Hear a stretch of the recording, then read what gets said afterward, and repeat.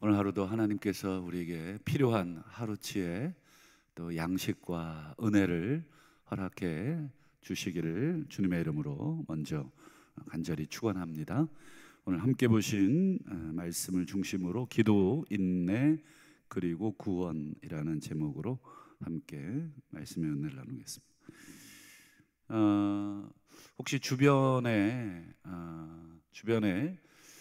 인생을 그럭저럭 잘 살아가고 있는 사람들을 혹시 보시게 될 텐데, 기준이야 여러 가지 있겠습니다만, 내가 보기에 저 사람은 참 인생을 그럭저럭 잘 살아가는 것 같다, 평균은 되겠다 싶은 어떤 그런 분들이 있으실 텐데, 그런 분들의 특징이라고 할까요? 그런 분들이 보여주는 어떤 모습들이 있으실 겁니다. 아마 여러 가지 특징들이 있겠지만 그 중에 하나가 인내력이 좋다 하는 특징을 가질 것입니다. 우리도 왜 주변에 이거 했다가 포기하고 또 저거 했다가 포기하고 잘 못 참고 이런 모습들을 보이는 분들 대부분 어떻습니까? 물론 좋은 것도 있겠지만 대부분 잘 못 참는 분들을 가만 보면 여러 측면에서 문제를 많이 일으키는 것을 보게 되죠. 실제로 실험을 했는데 그런 결과를 예측해 볼 수 있는 실험이 있었습니다. 미국의 스탠포드라고 하는 대학교 연구팀에서 유치원 아이들 한 4.5세, 평균 4살에서 5살 정도 되는 그 아이들을 대상으로, 사실은 그때 아이들이 아직 두뇌라든지 또 여러 가지 정서라든지 신체라든지 발달이 완전히 돼 있지 않기 때문에 아직 좀 미숙한 상태이잖아요. 근데 그런 아이들을 대상으로 어떤 실험을 32명을 선발을 해서 어떤 실험을 했냐면, 아이들을 쭉 앉혀놓고 그 앞에 이 아이들 그 달달한 그 마시멜로라고 하는 쫀득쫀득한 젤리 같은 그런 과자, 사탕을 눈앞에 두고 지금 먹고 싶으면 하나만 먹을 수 있다. 지금 먹으면 딱 하나만 먹을 수 있는데 15분을 기다렸다가 15분을 참았다가 먹으면 두 배를 주겠다. 그러니까 2개를 주겠다 했겠죠. 그렇게 이제 아이들에게 이제 선생님이 이야기를 했습니다. 어른들에게 15분은 그럭저럭 견딜 수 있지만 이 4-5살 된 아이들이 15분을 견딘다는 것은 굉장한 것입니다. 잠시도 잊지 못하고 막 이랬다가 저랬다가 그렇습니다. 그래서 아이들로 하여금 이 2배의 보상을 제시하고 그 기간과 시간을 설정해 두어서 이게 참는 아이와 참지 못하는 아이들을 이렇게 한번 구분을 한 것이죠. 그래서 이제 그 당시에 못 참고 그냥 먹는 아이들은 1개만 주고 15분을 참았다가 먹은 아이들은 하나를 더 주는 그런 실험을 했습니다. 그 실험에 참여한 그 아이들을 대상으로 추적을 했습니다. 한 16년에서 한 18년 정도 그 아이들이 초등학교, 중학교, 고등학교, 그리고 이제 성년이 될 때까지 20살, 21~22살 이제 직장을 나갈 그 초년생 그 무렵까지 추적을 했는데, 그 참았던 아이들 있죠. 15분을 참았던 아이들이 한 3가지 정도의 특징을 보였다고 합니다. 첫 번째 특징은 청소년기를 제법 더 건강하게, 참지 못했던 아이들보다 청소년기를 좀 더 건강하게 보내는 특징 두 번째는 대인 관계를 더 원만하게 잘 맺는 특징을 보였고, 마지막 세 번째가 학교 성적도 좀 참지 못했던 아이들보다 더 좋은 그런 결과를 얻었다고 합니다. 가만 생각해 보니까 인내력이 좋은 아이들이 어떻습니까? 인간관계도 잘 맺어요. 우리도 왜 서로 이렇게 사람과 사람 관계 속에서 자기가 하고 싶은 말을 잘 참는 사람이 있고 잘 못 참는 사람이 있죠. 어떤 사람이 더 인간관계가 좋은가요? 보통은 어떻습니까? 친한 사이면은 말을 참든 안 참든 큰 허물이 되지 않지만, 보통은 우리가 사회생활이 나랑 친한 사람만 있는 게 아니라 친하지 않은 사람 또는 비즈니스 파트너 여러 가지 많은 사람들을 상대하다 보면 참는 사람이 훨씬 더 인간관계를 잘 맺습니다. 못 참고 그냥 으악 하고 얘기하는 사람들은 관계가 많이 그 다음에 어그러지는 그런 걸 보죠. 학교 성적도 예전에 선생님들이 야, 공부는 엉덩이로 하는 거야. 처음에 이게 뭔 소린가 했는데 그만큼 이렇게 꾸준히 누가 오래 앉아 있느냐, 물론 그게 100% 일치하진 않겠습니다만 그래도 책상에 앉아서 공부한 시간에 비례하여 성적이 좋다 하는 것이 어느 정도, 책상에 앉아 있다는 게 꼭 책상에 앉아 있으라는 말이 아니겠죠. 공부를 누가 더 많은 시간을 했느냐에 따라서 결과 인내력이 좋다 하는 거겠죠. 한마디로 지금 현재의 상황, 유혹이 있든지 간에 어려움이 있든지 간에 그 유혹을 약속한 사람을 믿거나 아니면 더 큰 보상을 받기 위해서 인내할 줄 아는 자가 더 큰 보상을 받고 더 좋은 결과를 얻는다. 이게 이제 소위 말하는 이 마시멜로 실험이라는 유명한 실험입니다.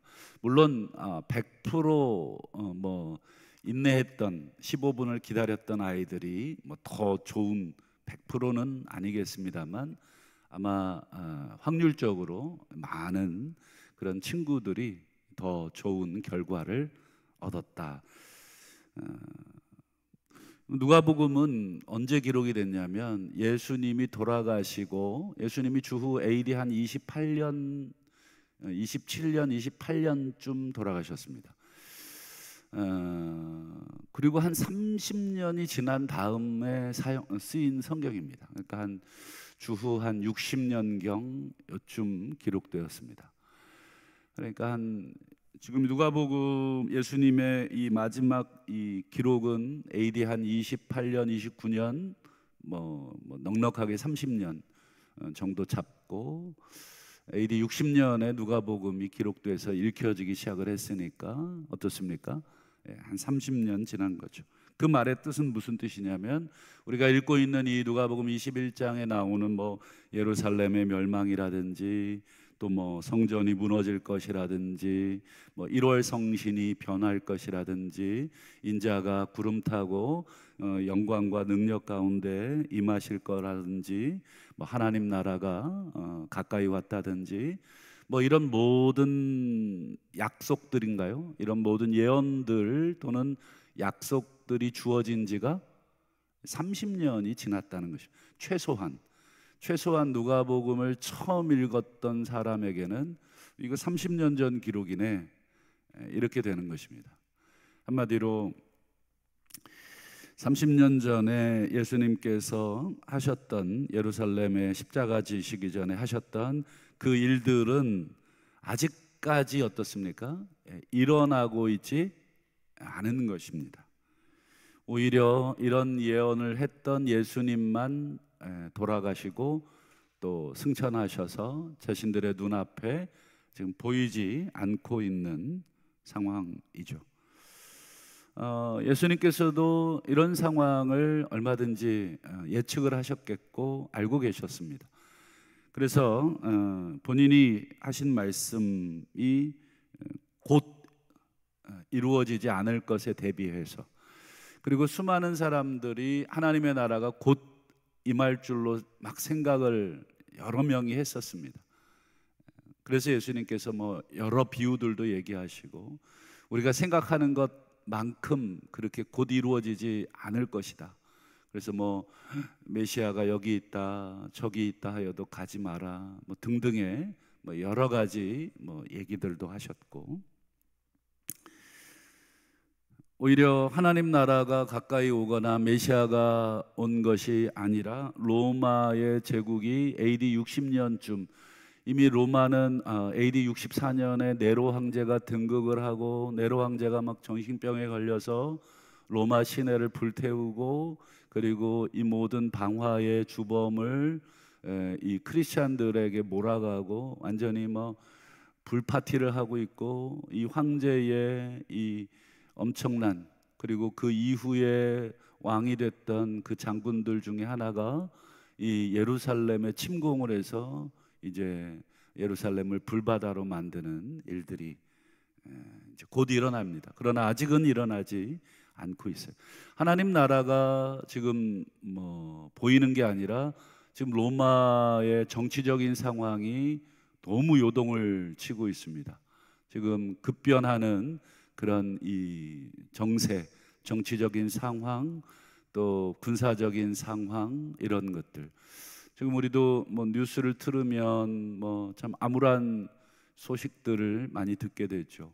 뭐 이스라엘 전쟁이 지금 6개월 이상 지속이 되고, 러시아 우크라이나 전쟁도 그렇고, 미얀마의 군부 독재 역시 지금 수년째 그대로 진행이 되고 있고, 또 뭐 세계 경제가 어떻고 뭐 상황이 어떻고 뭐 이런 이야기들 우리가 많이 들려오죠.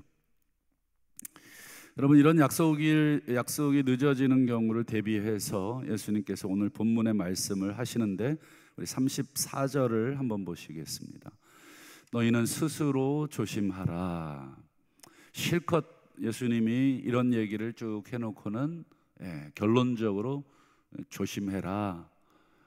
그 다음 보세요. 그렇지 않으면 방탕함, 술 취함, 생활의 염려로 마음이 둔하여 지고 뜻밖의 내가 말한 그 날들이 덫과 같이 너희에게 임하리라.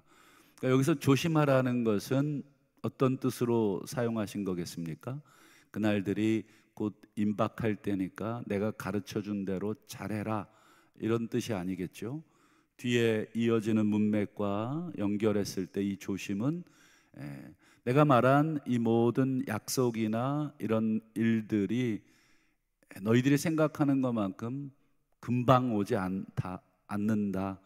뭐 아까 마시멜로 이야기 드린 것처럼 뭐 15분 기다려야 된다. 그리고 누가복음을 읽는 이 최초의 독자들은 지금 30년째 이 약속이 이루어지지 않고 있는 상황에 우리가 30년 기다렸으면 많이 기다린 거 아니냐, 이거 다 거짓말이고 이거 다 안 이루어지고 다 이거 안 돼, 이거 뭐 그냥 사기야 사기, 이러고는 방탕함, 술 취함, 생활의 염려로 마음이 전부 다 풀어지고 둔하여져서 그날이 덫과 같이 우리에게 임할 것을 깨닫지 못하는 그런 상태가 되지 않도록 하라. 마음이 둔해지면 여기 보신 것처럼 생활이 엉망이 됩니다. 방탕, 술 취함, 염려, 이런 것들이 가득하게 됩니다. 우리 지난 누가복음 12장 45절에서 45절도 보면 그 종이 마음이 둔해진 종이 나오죠. 주인이 더디 오리라. 주인이 안 온다는 것입니다. 주인이 곧 오겠다는 약속 하나 하고 가셨지만 그거 사기야, 그거 거짓말이야, 그리고는 주인이 안 온다, 이렇게 생각을 하고 남녀 종들을 때리고 먹고 마시고 취해 있게 되는 것입니다. 한마디로 자기 마음대로 욕심대로 그냥 마음이 다 풀어진 것이죠. 괜찮을 거야, 뭐 아직 요때까지는 괜찮을 거야. 근데 여러분, 덫과 같이라는 말에서 알 수 있듯이 덫이라는 게 우리가 어디 있는지 모릅니다. 그저 가다가 턱하니 밟게 되는 게 덫입니다. 우리가 덫이 저기 있어라고 알면 그쪽 가지 않으면 되고, 내일쯤 덫을 밟을 거야라고 하면 내일 안 가면 되지만 어디 있는지도 모르고 언제 밟힐지도 모르는 게 덫이기 때문에, 여러분, 우리의 인생이 내일도 안전합니까? 오늘도 안전합니까? 오늘 주님 안 오셔, 내일은 주님 안 오셔, 내년까지는 안 오셔. 여러분, 우리가 그렇게 생각할 사람은 어리석은 사람인 것입니다. 오늘 당장이라도 주님이 오실 수 있다는 자세로 어떻습니까? 우리의 마음이 주님을 기다리는 그 마음이 필요하다. 결론입니다. 예수님이 36절에 이렇게 말씀을 하시는데요, 보시죠. 그러므로 너희는 장차 올 이 모든 일을 능히 피하고 인자 앞에 서도록. 이때 인자 앞에 선다는 게 종말론적인 소위 표현일 수 있어요. 마지막 때를 의미할 수도 있고, 이 시기에 어떻게 해석하느냐에 따라 다르겠습니다만, 어쨌든 인자 앞에 서도록 십자가 지시고 부활하셔서 지금 하나님 보좌 우편에 앉으셔서 통치하고 계시는 그 예수님 앞에 우리가 설 때까지, 서도록이라는 말은 설 수 있는 힘을 얻도록, 이런 뜻이 되겠습니다. 우리가 이 모든 일을 피하고 하나님 앞에까지 갈 때까지 많은 환난을 통과하여야 한다. 이것이 사도 바울이 사도행전에서 하셨던 말씀. 하나님 나라는 그냥 가는 게 아니다. 믿음 하나 있다고 가는 게 아니다. 그 믿음은 우리에게 수많은 환난과 고난을 통과해야 하는 믿음. 그래서 하나님 나라에 들어가려면 많은 환난을 겪어야 한다. 그래야 인자 앞에 설 수 있다. 그러려면, 우리 하나님 앞에, 인자 앞에 설 수 있으려면 항상 기도하고 깨어 있어라. 이걸 조금 구체적으로 표현하면, 기도는 곧 우리가 우리의 믿음을 계속해서 이탈하지 않도록, 우리의 믿음이 계속 경로에서 이탈하지 않도록 우리를 하나님 앞으로 인도하는 연료와 같은 것입니다. 기도는 연료와 같은 것입니다. 아무리 삐까번쩍한 모습을 가진 차라고 해도, 그럼 기름이 없으면 그건 수억짜리 고철덩어리에 불과합니다. 여러분, 우리 교회는, 성도는 그 존재의 목적이 무엇입니까? 그렇죠. 우리가 하나님 앞에 설 때까지 우리에게 맡겨주신 믿음을 잘 지키고 사명을 잘 감당하는 것. 여러분, 우리 성도들이 대부분 착각하는 게 하나 있어요. 이 믿음 지키는 건 식은죽 먹기라고 생각을 합니다. 여러분, 믿음 지키는 것은 식은죽 먹기가 아닙니다. 사도 바울이 유언처럼 남겼던 그 말의 맨 마지막 고백이 무엇입니까? 아예 달려갈 길 마치고 주 예수께 받은 사명도 마치고, 그 다음 맨 마지막 고백이 믿음을 지켰습니다. 믿음을 지킨다는 것은 마지막 순간에 할 수 있는 고백입니다. 그래서 우리가 날마다 내 믿음을, 내가 나 정도면, 목사인 나는 믿음 지키는 게 누워서 식은죽 먹기, 그렇지 않습니다. 날마다 우리가 믿음을 지키는 것이 얼마나 어려운 것인가 하는 것을 안다면, 거기에서부터 겸손이 시작이 되고, 거기에서부터 우리가 기도하고 말씀을 붙드는 것이 시작이 됩니다. 오늘 예수님께서도 마지막 내 앞에 설 때까지 항상 기도하고 깨어 있지 않으면 너희들의 믿음을 지킬 수가 없다. 특별히 이 새벽에 나오시는 우리 성도님들, 참 하나님 보시기에 귀한 모습이리라 생각합니다. 얼마나 피곤한 시간입니까? 남들처럼 더 자고 싶고 더 쉬고 싶고 하지만 그 유혹을 우리가 알뜰하게 이겨내고 다시금 하나님 앞에 기도로 시작하겠다고 이렇게 올라온 것입니다. 그래서 오늘 이 시간도 우리가 기도로 우리가 하루를 깨어 있기를 바라고, 기도로 우리가 인내할 수 있기를 축원합니다. 결국 신앙이라는 것이 인내하는 자가 승리합니다. 성령의 열매 중에 하나가 인내입니다. 성령의 열매를 쭉 읽어보면 여러분 그 중에 하나가 인내가 들어있다는 것을 압니다.